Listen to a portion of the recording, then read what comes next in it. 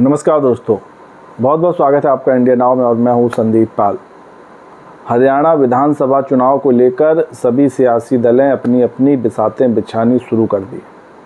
एक तरफ जहां बीएसपी ने इनेलो के साथ गठबंधन करके चुनाव लड़ने का ऐलान किया है, वहीं बीजेपी ने कुछ दिन पहले ही मोहन लाल बड़ौत को प्रदेश अध्यक्ष बनाया हरियाणा का, जो ब्राह्मण समुदाय से आते हैं और राई जो विधानसभा सीट है वहाँ से विधायक हैं। अभी तक ये जिम्मेदारी नायब सिंह सैनी के पास थी, लेकिन उनको सीएम बनाए जाने के बाद ये पद खाली चल रहा था, जिसके बाद अब मोहन लाल बड़ौत को जिम्मेदारी दी गई है। तो बीएसपी और इनेलो का जो गठबंधन हुआ है उसका सीट बंटवारा भी हो गया है। वहीं अगर बात हरियाणा के जाति समीकरण की करें तो हरियाणा में 2021 की जनगणना के मुताबिक राज्य में करीब 20% दलित आबादी है और इस आबादी का वहाँ कोई सर्वमान्य नेता नहीं। दूसरी तरफ दूसरे बड़े जाति समूह के तौर पर जाट समुदाय है, जिसकी आबादी करीब 27% है। तो अगर इन दोनों आबादियों को आप जोड़ दें तो करीब 47% आबादी हरियाणा की जाट और दलित है। और जो 90 में से 40 सीटें हैं, उन सीटों पर जाट समुदाय का काफ़ी दबदबा है और अच्छी खासी उनकी मौजूदगी है। तो इसी को मद्देनज़र रखते हुए बीएसपी और इनेलो का गठबंधन हुआ है। बीएसपी की नज़र दलित वोट बैंक को साधने पर रहेगी, तो वहीं जो इनेलो की नज़र है वो जाट वोट बैंक को साधने पर रहेगी।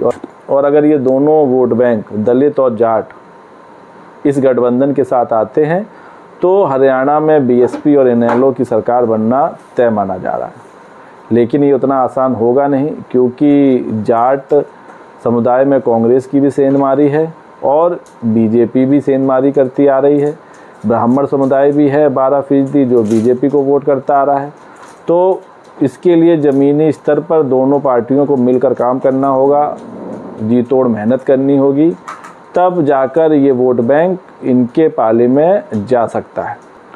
वहीं अगर बात करें ब्राह्मण आबादी की तो करीब 12% ब्राह्मण आबादी है और इस पर बीजेपी और कांग्रेस दोनों की नज़र रही है। 2019 के लोकसभा चुनाव में बीजेपी यहाँ की 10 लोकसभा सीट जीतने में सफल रही थी, लेकिन 2024 में कांटे की टक्कर देखने को मिली और बीजेपी महज 5 सीटों पर जीत पाई। हालांकि कांग्रेस ने 9 सीटों पर चुनाव लड़ा था और उसने अच्छी फाइट दी। वोट प्रतिशत की बात करें तो बीजेपी को 46.11% और कांग्रेस को 43.67% वोट मिले थे। जो हरियाणा की लड़ाई है वहाँ कांग्रेस भी अच्छी दावेदारी है, वहाँ कांग्रेस की भी अच्छी दावेदारी है।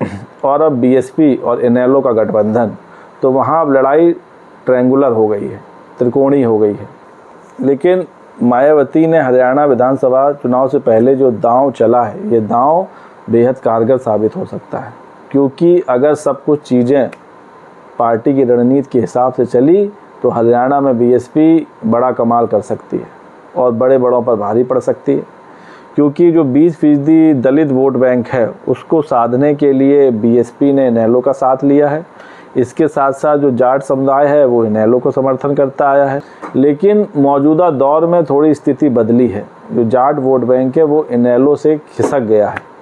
जिस तरह दलितों का वोट बैंक काफ़ी हद तक बीएसपी से खिसक रहा है, तो इस वोट बैंक को दोनों पार्टियों को संभालने की चुनौती होगी। अगर इनेलो जाट समुदाय के वोट बैंक को साध लेता है और बीएसपी दलित वोट बैंक को साध लेता है, तो परिणाम गठबंधन के लिए बहुत ही सुखद और सफलतापूर्वक हो सकते हैं और कम से कम 30 से 40 सीटें दोनों पार्टियां जीत सकती हैं, ये गठबंधन जीत सकता है। बताया जा रहा है कि साल के आखिर करीब अक्टूबर या नवंबर में हरियाणा में विधानसभा चुनाव हो सकते हैं, इसका ऐलान हो सकता है। तो इन्हीं सब चीज़ों को लेते हुए सियासी दल अभी से अपनी अपनी रणनीति बनाने लगी हैं, किसके साथ गठबंधन करना है, किसके साथ तोड़ना है, और जल्द ही प्रत्याशियों के नाम भी ऐलान हो सकते हैं। चर्चा शुरू हो गई है किस किस को टिकट मिलना है, क्योंकि जैसे ही चुनाव आयोग तारीखों का ऐलान करेगा वैसे वैसे तैयारियां और तेज़ी से होंगी।